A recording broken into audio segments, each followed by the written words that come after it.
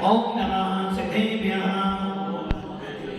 ओम नमः सिद्धेभ्यः यदर्चामेन प्रनुदितमनादरेदर्यः सनादा सिद्धकर्णी धनजन समर्थ धननिधे रमन्ते सर्वत्र शिवसुतसमानं चिमददा महावीर स्वामी नयनपतिगामी भवतु मे महावीर स्वामी नयनपतिगामी भवतु मे भुवा पन्तनोनितं ज्ञानदर्शनदायिका चारित्रा गम्भीरा मोक्षमार्गोपदेशिका पंचप्रवृत्ति भगवान की एक राजनाथ भगवान की अंतिम सत्संगति भगवान महावीर स्वामी की आचार्य श्री विमल सागर जी महाराज की आचार्य गुरुदेव सरस्वती सागर जी महाराज की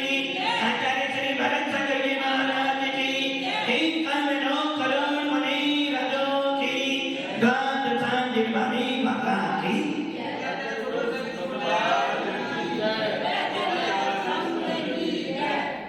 भव्य आत्मा भगवान महावीर की दिव्य चेतना का रसास्वाद कर रहे हैं और भगवान महावीर की चेतना उन जीवों के लिए है जो जीव अपना कल्याण करना चाहते हैं। ये सुनिश्चित है कि हर जीव जिनेन्द्र देव की वाणी को सुनकर तदनुपणति करे जरूरी नहीं है। आचार्य भगवान कहते हैं जिस व्यक्ति का कल्याण होगा या जिस व्यक्ति को कल्याण करने की इच्छा होगी वही जिन शासन की वाणी सुनेगा।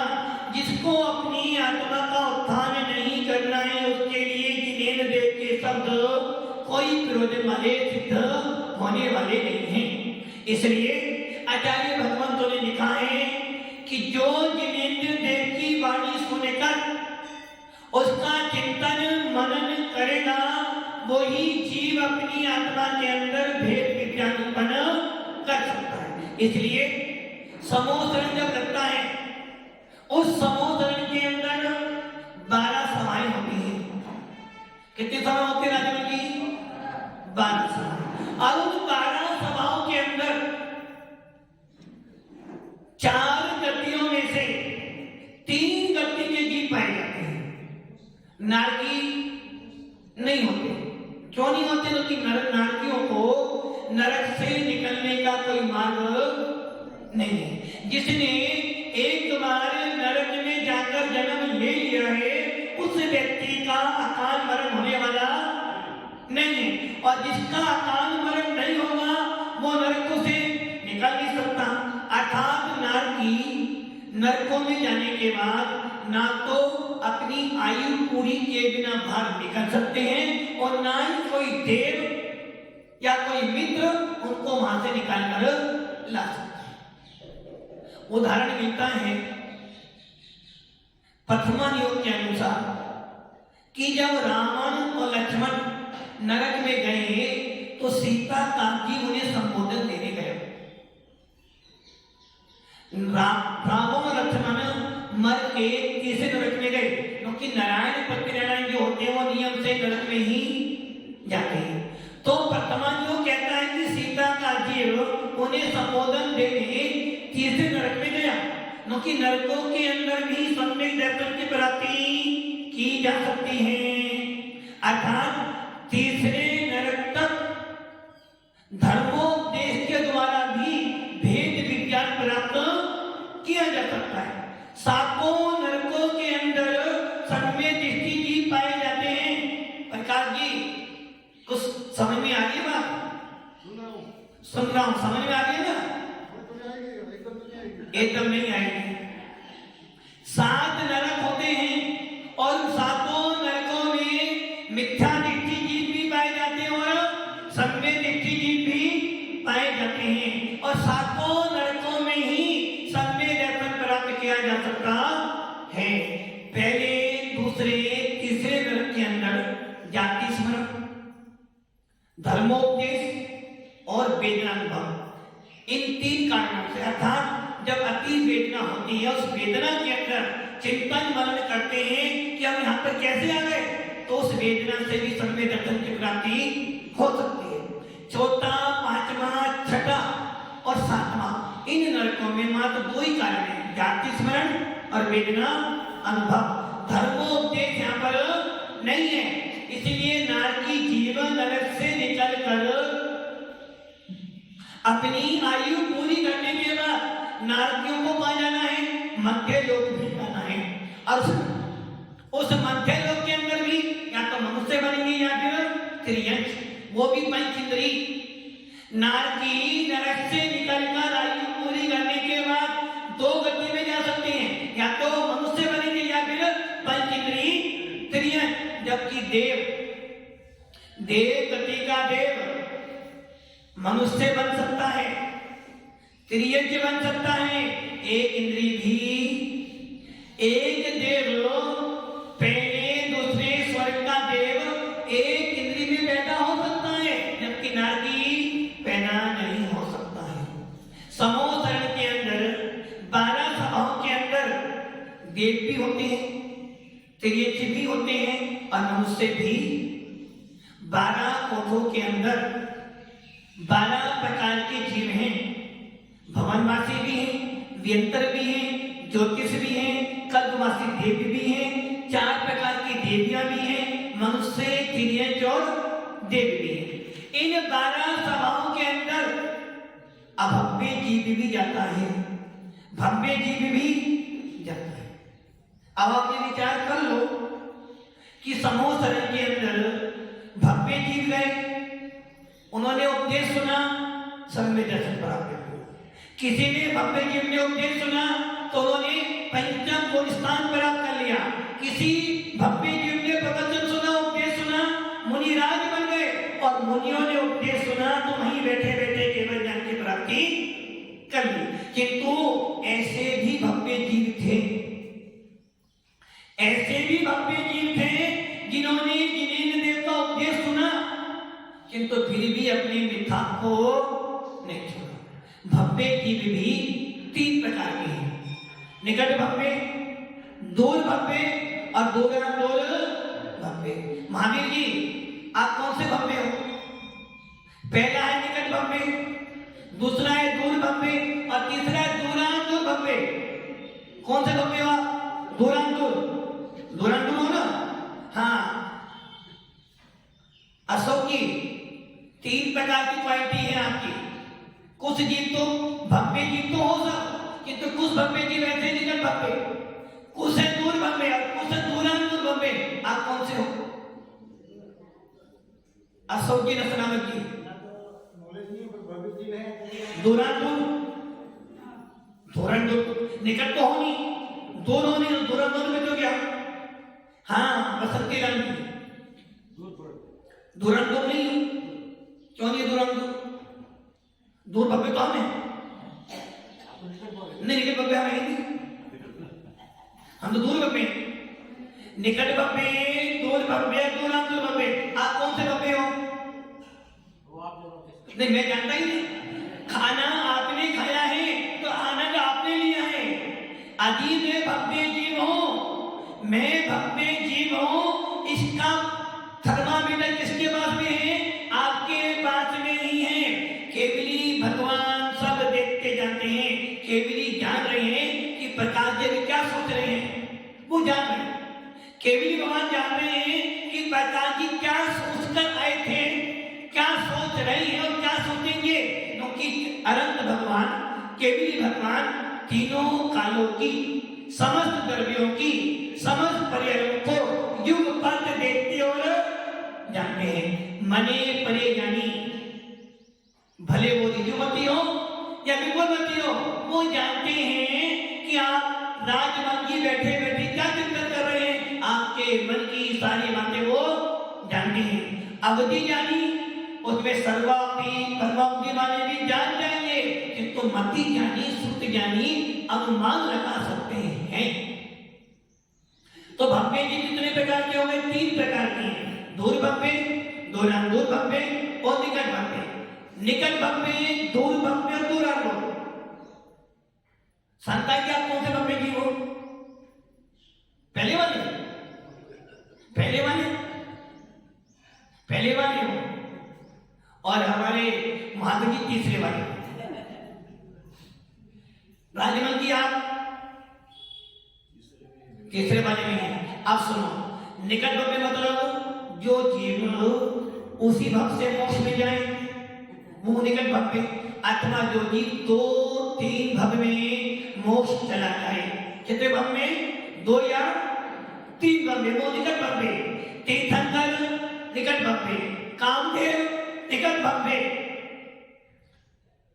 नारायण पति नारायण निकट भव्य। क्योंकि वो अब जैसे रावण था, नारायण आर्धचक्री था, आर्धचक्री था क्या? नारायण था, नारायण था, मर के कहां गया? तीसरे चौथे नरक में गया। सिद्धांत के अनुसार, त्रिलोक पद्धति के अनुसार रावण मर के चौथे नरक में गया। और चौथे नरक में जाने वाला तीर्थंकर नहीं हो सकता। अभी रावण क्या करेगा? चौथे नरक में गया है, वहां से आकर मनुष्य बनेगा। मनुष्य बनने के बाद फिर तीर्थंकर का बंद करेगा और उसके बाद में वो मोक्ष करेगा। तो निकट भव्य का अर्थ हो गया तद भव मोक्षगामी जीव। जैसे राजा सैनिक निकट भव्य, अधिक से अधिक 2-3 भव में जो मोक्ष जाए वो निकट भव्य। दूर भव्य कम से कम 7-8 भव। कितने? कम से कम 7-8 भव। और अधिक से अधिक अर्ध कुंडल प्रवर्तन का। बसंतीलाल जी, कम से कम 7 या 8 भव, मतलब कि 7-8 बार जन्म लेगा और मोक्ष में कम से कम। अधिक से अधिक अर्ध कुंडल परावर्तन संसार के बाद निश्चित रूप से मोक्ष में जाना है। वो गए आपके दूर भव्य, दूरान दूर भव्य, दूरान दूर, दूरान बहुत दूर है, बहुत दूर है, बहुत दूर है। दूरी का कोई अंत नहीं है, दूरी का कोई अंत नहीं है। दूरान दूर, निकट भव्य का निश्चित हो गया, दूर भव्य का निश्चित हो गया कि अर्ध कुंडल परावर्तन काल के बाद मोक्ष जाएगा। किंतु दूरान दूर, दूरी दूर है, कोई सीमा। इसका मतलब क्या हो गया? जिसकी सीमा बहुत दूर है। रमेश जी, सुमेरु पर्वत कितनी दूर है? उसकी सीमा है। आपके गमन करने की सीमा है। मनुष्य कहां तक जा सकता है? बता की 2.5-3 तक। मानुष होकर पर्वत के आगे मनुष्य नहीं जा सकता, सीमा है। एक देव पूरे मध्य लोक में विचरण कर सकता है। एक नागी अपने बिल से निकल नहीं सकता। अनंत भगवान तीनों लोक के ऊपर विराजमान हो सकते हैं। एक दिगंबर साधु, एक दिगंबर साधु, एक महाभक्ति आरिका गाड़ी से नहीं जा सकते, एरोप्लेन से नहीं जा सकते, उनको पैदल विहार करना है। तो इनकी सीमा कहां तक हो गई? क्या दिगंबर साधु विदेश जा सकते हैं? नहीं जा सकते। प्रकाश जी जा सकते हैं? सोलहमती में जा सकते हैं?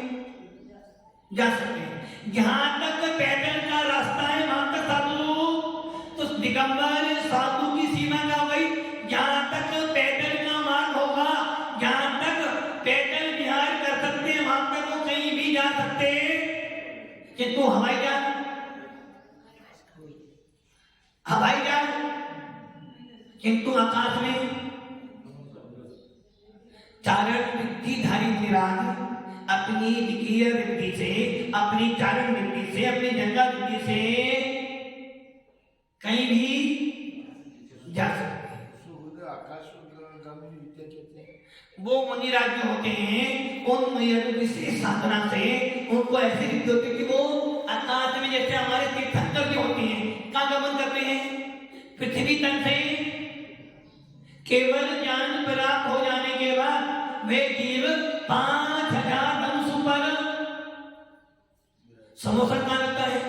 चित्रा पृथ्वी से 5000 धनुष अर्थात 20,000 हाथ ऊपर समोसन लगता है। और जब तीर्थंकर विहार करते हैं केवल ज्ञान के बाद, मान लो तीर्थंकर को भगवान ने महावीर का समोसन राजगीरी बताया। अब वहां का समोसन लगने के बाद उनको अब जाना है सिकरगी, समोसन लगना। तो भगवान जब विहार करेंगे तो 5000 धनुष ऊपर ही आकाश में गमन करेंगे। इसलिए मुनि राजों को भी चतुर्थ कालों के अंदर विद्या होती थी जो अपनी आकाश मार्ग से गमन करते थे। विद्याधर भी होते हैं, अपनी विद्या के बल पर आकाश में गमन करते हैं। तो मुनि राजों की सीमा है कि जहां तक पैदल हो वहां तक विहार कर सकते हैं। एक आरिका जहां तक पैदल विहार हो वहां तक जा सकती है। किंतु भव्य आत्माओं दूरान दूर भव्य, कौन सा भव्य है? दूरान दूर। महावीर जी दूरान दूर, दूरान दूर हो ना, कोई सीमा, दूरान दूर की कोई सीमा ही नहीं है। अर्थात कितनी सीमा है? कोई प्रमाण। इसका मतलब क्या हो गया? जिसकी कोई सीमा नहीं वो कभी मोक्ष, महावीर जी कभी मोक्ष। तो आप दूरान दूर भव्य हो, आप नहीं बोले। राजमल जी जितनी सीमा आती आपके, तो अशोक जी जितनी सीमा आती। दूरान दूर भव्य कभी मोक्ष में नहीं जाएगा, भले मुनि बन जाए। दूरान दूर भव्य है। जैसे उदाहरण देखो, सारे जैनी आ जाओ, आपने इतना बोला तो उसमें कौन कौन आएगा? प्रगति कौन कौन आएगा उसमें? सब जैनी आएंगे ना। वो श्वेतांबर हो, दिगंबर हो, तेरापंथी हो, बीसपंथी हो, आड़ी पट्टी हो, लंबी पट्टी हो, एक डंडी हो, दो, सबके सब जैन आ गए। अब हमने बोला इन जैनों में से वो जैन आ जाए तो देव शास्त्र के प्रति अटूट श्रद्धा रखते हैं। कितने आएंगे? एक मुट्ठी। उसी प्रकार दूरान दूर भव्य भव्य तो है। हमने बोला सारे भव्य हो जाओ, सब आ गए। किंतु उन भव्यों में से ऐसे भी भव्य हैं जिनका कभी संसार अंत नहीं होगा। जैसे जब चने भूनता हो, चने भूनने वाला, तो उसमें ऐसे भी चने होते हैं जो कभी शांता की सीखते नहीं। जब खाना बनाते हो तो ऐसा भी कोई मुंह होता हो कभी सीखता नहीं है। वैसे ही आप जैन कुल में पैदा हो गए, भव्य की श्रेणी में आते हो, किंतु ऐसे भी भव्य हो जिनको कभी मोक्ष मिलने वाला, उन्हें कहते हैं दूरान दूर भव्य। हाँ, बंजर भूमि बोल दो, बंजर भूमि। बंजर भूमि में कितनी ही मेहनत करना, कितना ही बीज बोना, किंतु उसमें कुछ मिलने वाला। वैसे ही दूरान दूर भव्य जीव मुनि बन जाए। बस हम की रानी तो सोच रहे हैं, दूरान दूर मुनि बन जाए। एक टाइम वहां करता है, केसरोच भी करता है, निर्गंध भी रहता है, पैदल विहार भी करता है। किंतु उसके बाद भी मुनिवत धारे अनंत मार्गे वकुप जायो, पेनी के आत्म ज्ञान बिना उस लेस ना पायो। जब एक मुनि बनने के बाद भी उस दूरान दूर भव्य को मोक्ष नहीं मिल रहा है तो सोच लो आप कौन से भव्य हो। जब मुनि बनने के बाद भी उस दूरान दूर भव्य को मोक्ष नहीं मिल रहा है, यदि आप दूरान दूर भव्य हो तो आपको कभी मोक्ष मिलने वाला। महावीर जी कौन से भव्य हो? मतलब कि मैंने बोला तो तुमको बदल गया, तुम अपने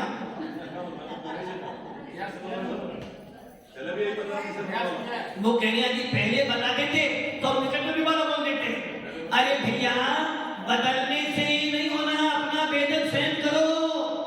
जब सब्जी लेने जाते हो, सब्जी वाला हो समझदार होता है, क्या करता हो, अच्छी सब्जी में ही थोड़ी सब्जी खराब मिला देता है। आप क्या करते हो? छांटते हो। कौन छांटता है? देने वाला। देने वाला आदि देने वाला देगा ना, वो तो पूरा का पूरा भरकर।